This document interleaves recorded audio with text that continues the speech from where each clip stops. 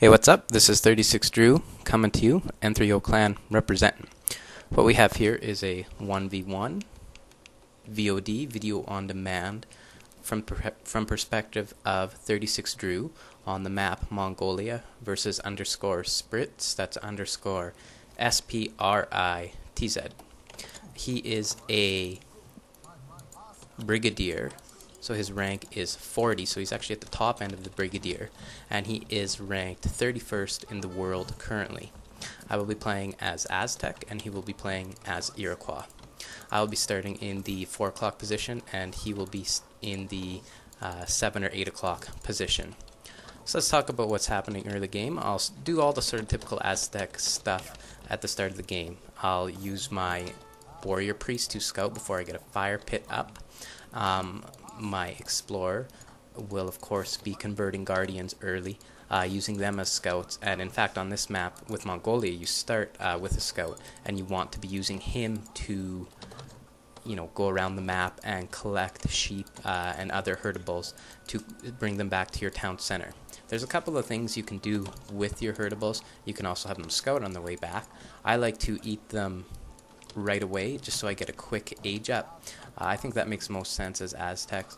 With other civs you can set them to gather on shrines or things like that, but with Aztec I think that the best way to use them is to eat them immediately and possibly have a quicker age up, or at the very least you'll have some resources that are gathering quick in the early stage. My deck contains all the normal cards it should contain on this map: 5 villagers and all the age 2 military shipments. That's 10 and 9 maces, 6 coyote runners, 5 pumas, 3 warrior priests, and so on. Also on this map, because it does have 4 trading posts, I have included the 3 trading post Travaux card to assist me there. And of course 3 villagers will be my first card. Pretty much 3 villagers is my first card on all land maps except on Yukon, where sometimes I do elect to play 4 jaguars as my first card, but that is situational and that will depend. So facing an Iroquois opponent, it makes for an interesting match. Both civs are of course top tier civs. Arguably you could include Germany in that tier. As to which one is better, Iroquois or Aztec, depends on who you talk to. After the game, Spritz of course feels that Aztec has the advantage over Iroquois, but I was speaking with Chalet after the game and he was said, "Oh, good job, man," simply because he feels that Iroquois in fact should have the advantage in this matchup, which I personally, my thoughts about the matchup is that it's pretty close to balanced. And if you think about pre-fan patch days, where everything was basically, Japan was the top civ, India, yeah, it was a top civ, but it wasn't the top civ, so that'll tell you a lot about it. Nowadays it's kind of neat that we have kind of 3 civs that are sitting at the top. Between Iroquois, Aztec, and Germany, there's not really a clear winner, a clear civ that is the single best civ. And also, it makes for less impossible matchups if you feel that there are some. This is quite a neat treasure right here at the top, and this is a good one for Aztec to abuse and use to the maximum if they can. This is good for stables, but in the case of Aztec or Iroquois, or pardon me, only in the case of Aztec, because Iroquois can build the stables, it will actually build you a war hut. So not only does this save me 250 wood, it saves me villager seconds as well. The one thing I am a little bit concerned is that it is pretty far north on the map and it has to go a long way south for it to be placed effectively.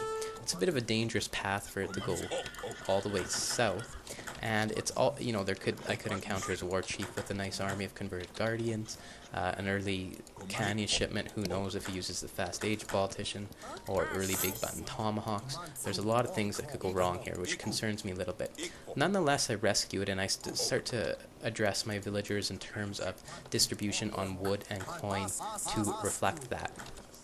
So I'm going to get 2 houses up ASAP, because of course with 2 shipments in queue very quick in Colonial, usually you'll start with 2, and if you don't start with your second, it will be very close behind.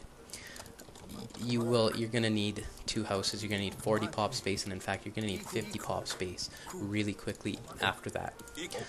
There are a number of options the Iroquois player can choose as his first card in Colonial. from most replays I've watched and from most of my experience, when playing players at a higher level, Fort Kanya tends to be the first shipment, and look, here he comes with his war chief and Mongol scout to try and cause me grief. I deleted where I placed it there, and I tried to place it just a little bit quicker, just to avoid damage being taken to the war hut. And it almost does die, but thankfully it does not. And of course I'm just going to I try to go for the Mongol scout first. His war chief is basically full on HP. I'm not going to be able to take him down quick, plus I just don't want him creeping around. I age up with the 2 Skull Knight politician and immediately send it forward to my front base. Another thing I actually do is I research from the fire pit the 3 times experience bonus immediately. I only do this in certain situations. If you have a little bit of gold handy, because you do have to have the 50 gold, it requires 50 of each resource, but sometimes if you didn't start with a crate or gather a treasure, you won't have it. So, and also, sometimes if my treasure gathering hasn't gone good, I didn't have good starting crates, I might find myself a little short on resources to be sparing them for that sort of thing. So I will try to avoid that. I look at this treasure that's right next to my war hut right off the bat. It's a cavalry 5% boost to speed. So I'm assuming that this treasure has the correct multipliers and that it will give the 5% speed boost to the Coyote Men. You're never really quite sure how they fit because they're an abstract unit, and there's been so many changes with them having their whole classification system of their own, whereas it's not just like a general boost to cavalry. Coyote Men being their own unit makes things interesting, especially when it comes to terms of balance, and it'll be interesting to see how Aztec as a civ are changed balance-wise in future patches. Of course, I think some obvious things are going to happen. 10 and 9 maces, they're both going to lose a mace there. So my first card in Colonial was 10 mace, followed by the Coyote Min card, which I believe is 6. And I've also been manufacturing coyotes from my war hut, and I'm going to go see if I can raid and inflict a little bit of damage here. And of course, since coyote men require probably about 80% food and 20% coin, I'm trying to set up my economy to reflect that. I also kind of run into a little bit of early trouble there, and I'm actually a little bit concerned that I'm going to lose several of my coyote men to an early stupid mistake because of pathing issues in trees and not watching them as closely as I should have. But I don't, thankfully. They take some HP damage, minimal losses there. I can't remember if I in fact lose any. So I'm going to continue to mass coyote men along with maces, and later I'm going to ship 600 coin once, possibly even twice if memory serves me correct, and use that gold to manufacture Puma Spearmen. It really comes in handy for that purpose. The nice thing about shipping that is you can keep your gold just set up for 2 resources, or pardon me, set up your economy for just the 2 resources, food and wood, and it makes things quite a bit simpler. In fact, that is one of the reasons for Iroquois' stronger colonial agenda and gameplay, is because balancing 2 resources is easy. When you look at a civ like France, all things aside, and you factor in the fact that if you're going, let's say, hussars and crossbows, you usually don't mix both right at the start, but usually you probably start with hussars and then add in your ranged infantry and colonial still if you need to. That it can become difficult to balance, you know, and you end up having excesses of resources, and then you're paying for upgrades which aren't evenly spread across, and things just get messy. And you'll see the card I sent here is 600 gold. I'm kind of just massing here. You know, I know he's an Iroquois player. He's almost for sure not going Fortress right now. It would make not a lot of sense. At this point in the game, the only chance in Iroquois, the skilled Iroquois anyways, going Fortress is maybe if you're on a map like Texas or something like that. Also, I'm paying attention to the trade route. I don't know why. I just always kind of do Creature of Habit. And so because of the idle time, I decided to go down here and take a look at this 300 experience treasure. And I notice he starts running into my town center. Or, pardon me, to my war hut. So I go to my town center and call the 3 Jaguar prowls to pop out because he's got the cavalry right there. To which point I don't really click it once on the cavalry and kind of forget about them, and I lose them in the big conglomerate of things right there. Meanwhile, the 2 Skull Knights and the Pumas that are in there are doing some good damage. And also I'm able to send the 6 Pumas in the midst of that. And because I was able to mass so many Coyotes early, and, you know, Coyotes are, because of their classification system, sometimes difficult to cancel, or pardon me, counter, I'm in a good situation at this point. Because of the 3x XP bonus, I'm really collecting a lot of experience in this fight, and he's not in good shape to counter me at this point in the game. After this fight, I'm going to pull ahead score-wise for a bit, and actually it's a mistake of mine right there to not kill his war chief. I had a clear opportunity to do so, but I just don't get the job done. Next shipment I have coming in is villagers. I switch it to my town center so that it comes out in the appropriate area and doesn't end up getting sent into the middle of battle. I've done that like one too many times. I make that mistake all the time, and you end up not only wasting a card but hurting your economy as a result. Also just kind of rebalancing my economy there to try and minimize excessive resources, because you know, depending on what you're making, at least it's a 2-resource economy, but depending on what you're making, you might end up with more than something that you want. And so I'm going to go back here. He's got some warriors mixed in, and I'm kind of confused at what's going on there.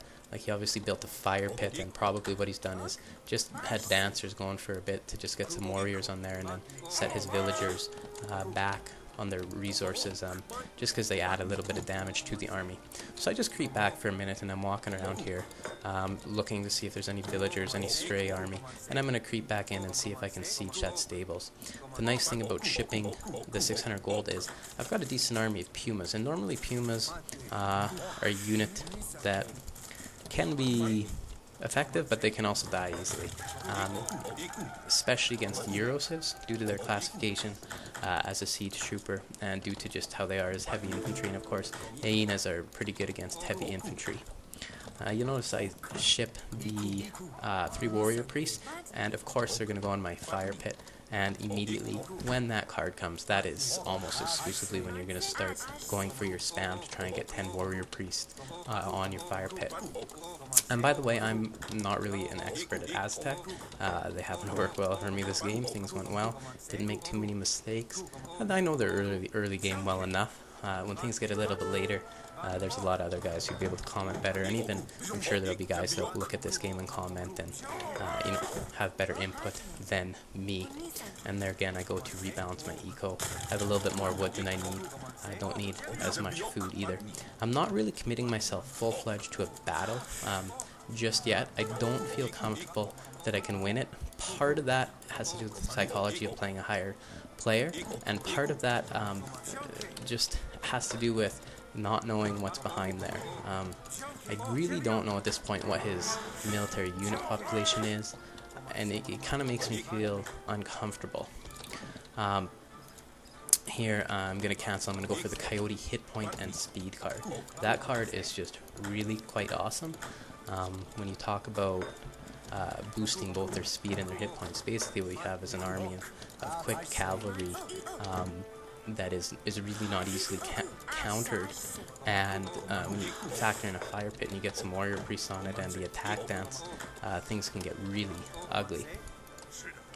I'm also going to send, I just have some converted guardians floating around there to, you know, scout. And if you saw on the mini-map there was actually a whole bunch of purple walk by that when I played the game I did not see. And basically it's a bunch of his cavalry going to raid. And you can see there on the mini-map, there it is, and I do not notice it at this point. And in fact, I do not even know how many villagers I end up losing, other than the fact that I am losing villagers. And again, you can see I'm gathering a lot of experience for taking out some of these buildings, and I still have not noticed what's happening in my town center. And then I look back, I just ring the bell, because, you know, that's kind of a desperation act on my behalf, because I know I'm hurting, and I'm hurting a lot.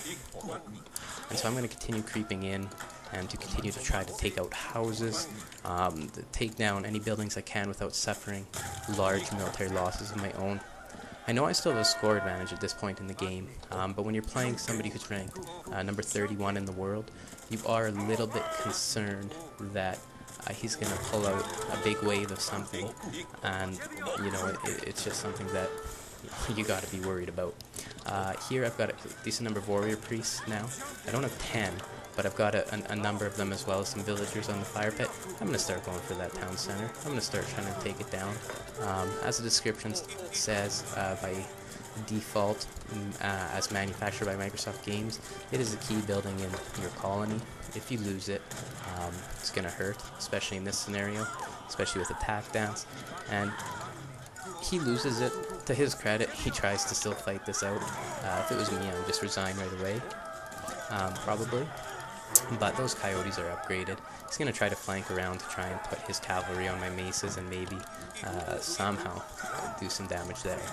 But you can just see the 30 plus is popping up, and that 3-time experience bonus just working wonders. And you know, this is going to be pretty much GG right here.